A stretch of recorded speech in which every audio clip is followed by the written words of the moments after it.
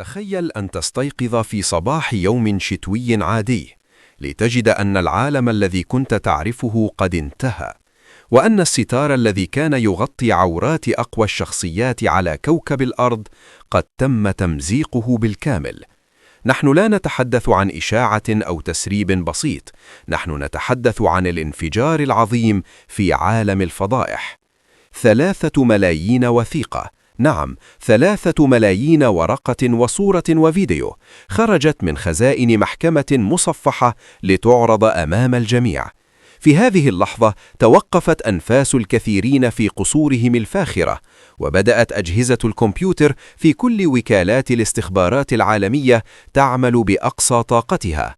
ما سنكشفه اليوم في ليجند أكشن ريكاب ليس ملخصاً لفيلم، بل هو الملخص الحقيقي لنهاية حقبة من الأسرار.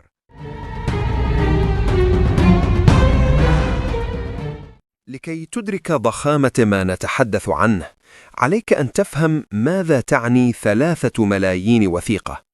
إذا وضعت هذه الأوراق فوق بعضها ستتجاوز ناطحة سحاب. هذه الملفات لا تحتوي فقط على نصوص جافة، بل تضم 180 ألف ساعة من تسجيلات الكاميرات الخفية، وآلاف الصور الملتقطة في لحظات ظن فيها أصحابها أنهم في مأمن من أعين البشر. الوثائق مقسمة لملفات ملونة: الملفات الحمراء للابتزاز السياسي، الملفات السوداء للعمليات المالية القذرة، والملفات الذهبية التي تضم أسماء النخبة التي كانت تظن أنها فوق القانون. كل ورقة منها هي رصاصة في صدر مسيرة مهنية لشخص ما نراه اليوم على شاشات التلفاز.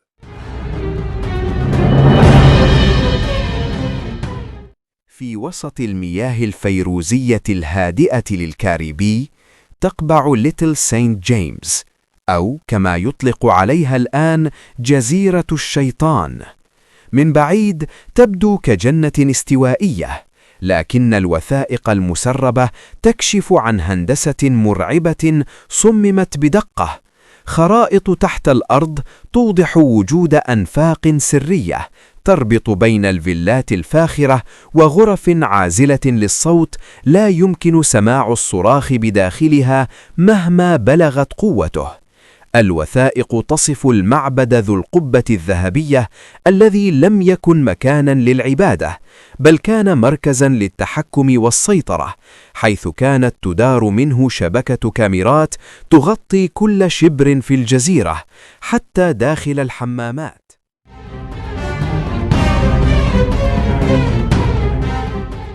دعونا نتحدث عن الطائرة التي أصبحت رمزاً للسقوط الأخلاقي، لوليتا إكسبرس. الوثائق المسربة اليوم تضم سجلات الطيران الأصلية، وليست النسخ المعدلة التي رأيناها سابقاً. الأسماء المكتوبة في خانة الركاب ستجعل رأسك يدور: ملوك، رؤساء وزراء، ونجوم فازوا بالأوسكار. جميعهم كانوا يوقعون على سجلات الدخول بأسماء مستعارة، لكن الوثائق تكشف أرقام جوازات سفرهم الحقيقية.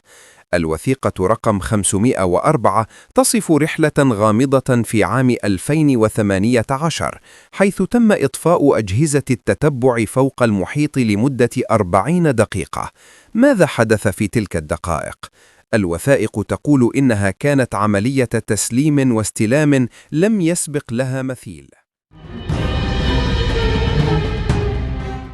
جيفري إبستين لم يكن مجرد رجل أعمال، كان مخرجاً لواقع مرير.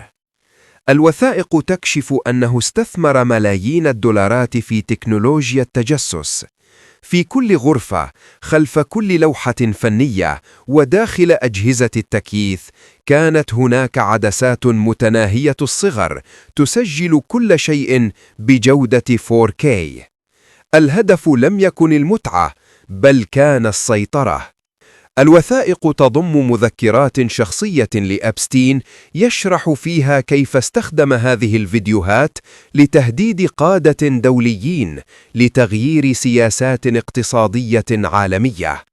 أنت لا تشاهد فضيحة أخلاقية هنا، أنت تشاهد كيف كان يتم إدارة العالم عن طريق الابتزاز.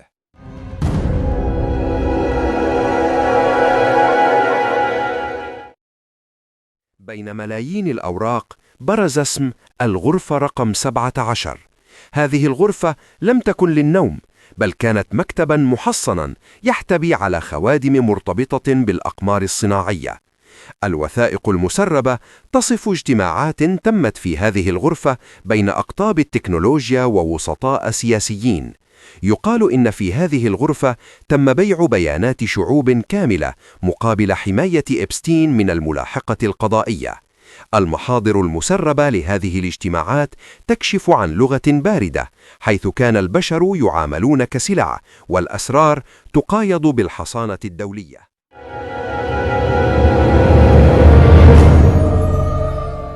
خلف كل رقم في هذه الوثائق هناك روح دمرت.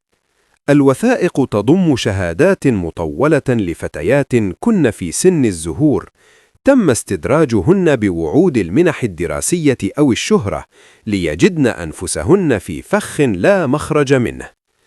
إحدى الشهادات التي تمتد ل50 صفحة تصف كيف كان يتم نقل الفتيات عبر قوارب صيد صغيرة في منتصف الليل لتجنب الرادار. هؤلاء الضحايا هم الأبطال الحقيقيون الذين كسروا حاجز الخوف، وشهاداتهم الموثقة بالصور في هذا التسريب هي المسمار الأخير في نعش كل من تورط في هذا النظام.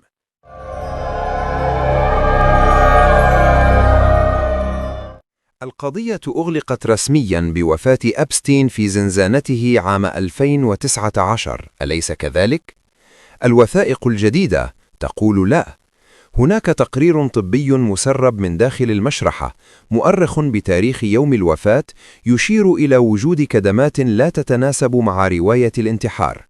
والأخطر من ذلك هو وجود تسجيل كاميرا مراقبة مفقود تم استعادته في هذا التسريب، يظهر شخصا يرتدي بزة رسمية يدخل الممر المؤدي للزنزانة قبل انقطاع التيار الكهربائي ب10 ثوان. هل كان أبستين كبش فداء لحماية من هم أكبر منه؟ الوثائق تضع النقاط على الحروف.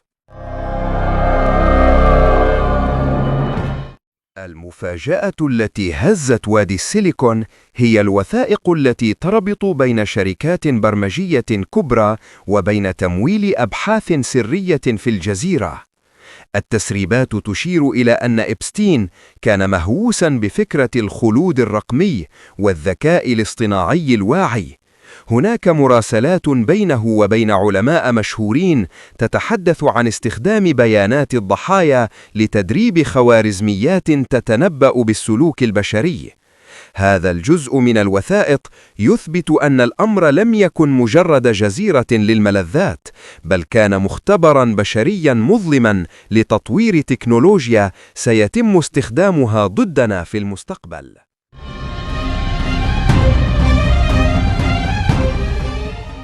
لا يمكننا الحديث عن هذه الوثائق دون العودة لفيلم Eyes Wide Shut. الوثائق المسربة تضم قائمة بأسماء أشخاص حضروا حفلات تنكرية في لندن ونيويورك تطابق بشكل مرعب المشاهد التي صورها ستانلي كوبريك. هل كان كوبريك يحاول تحذيرنا؟ الوثائق تشير إلى أن المخرج الراحل التقى بوسطاء كانوا على صلة بأبستين قبل تصوير الفيلم. المقارنة بين ما ورد في الأوراق وبين ما رأيناه على الشاشة ستجعلك تصاب بالقشعريرة. الحقيقة لم تكن مخفية، كانت معروضة أمامنا كفيلم سينمائي.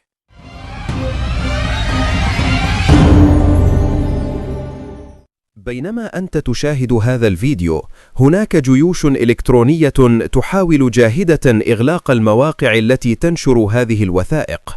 التسريمات تكشف عن ميزانية تقدر ب$500 مليون رصدت من قبل جهات مجهولة فقط لشراء حقوق النشر وحذف المحتوى من محركات البحث. الوثائق المسربة تضم قائمة اغتيال إلكترونية لكل صحفي أو صانع محتوى يحاول كشف الحقيقة. نحن في Legend Action Recap نخاطر لنقل هذا الكلام، لأن هذه الوثائق ملك للبشرية وليست ملكا لمن يدفع أكثر.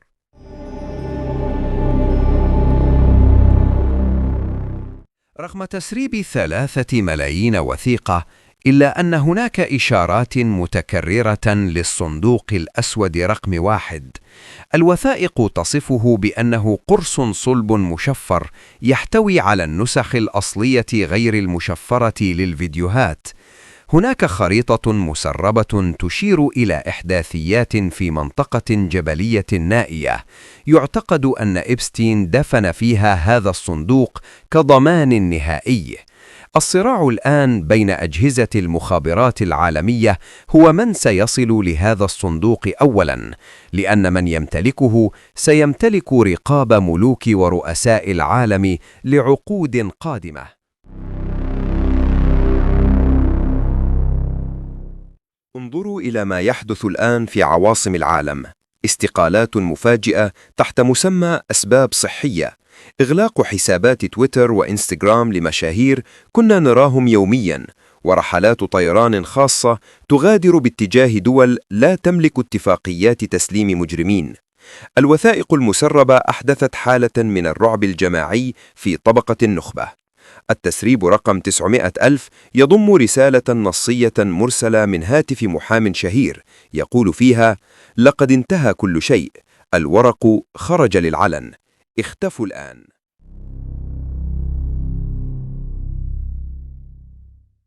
السؤال ليس من هو الموجود في الوثائق، بل من هو الذي يملك الشجاعة ليحاسبهم. نحن في Legend Action Recap نؤمن أن الوعي هو السلاح الأول. هذه التسريبات ليست مجرد ترند للمشاهدة، بل هي درس في كيف يمكن للسلطة المطلقة أن تفسد البشر.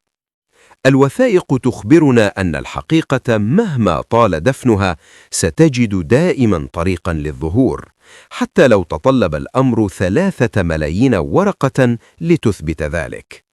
نحن نعيش في عصر الشفافية القسرية، حيث لا مكان للاختباء بعد اليوم.